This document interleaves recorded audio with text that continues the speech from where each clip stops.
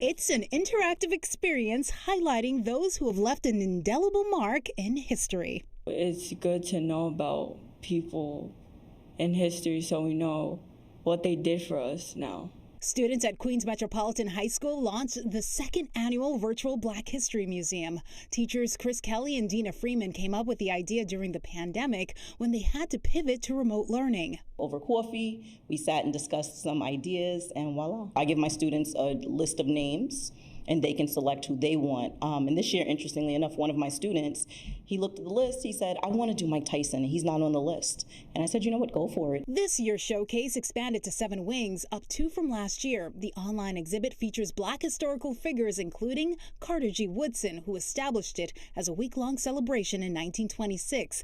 Now a month-long observance, and many years later, it still delivers a powerful message. Martin Luther King and the Rosa Parks, and that was pretty much it growing up. I just want to do better, and I want to make sure that my students come out of my class knowing about different perspectives. As like a white person in America, I'm aware of like the privilege that I have.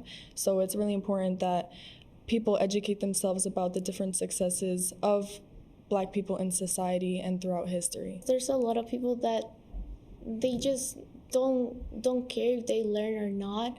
And I think it's important because learning is just what makes us better in the future. Para mí es muy importante saber sobre este tema porque... Born in Florida, raised in Colombia, Ana Ospina says in previous years they didn't do this, and thanks to these people whose lives we are learning about, it's good for everyone and we learn so much more. The museum features student articles, podcasts, and photos highlighting notable icons like the Greensboro Four, Maya Angelou, Mae Jemison, 50 Cent, and the dance legend himself. Alvin Ailey set the precedent for all Black choreographers in the future, so that was really important to me. Now the exhibit is open to everyone all year long. Just head to queensmetro.com, and we'll also have a link on our website, pix11.com.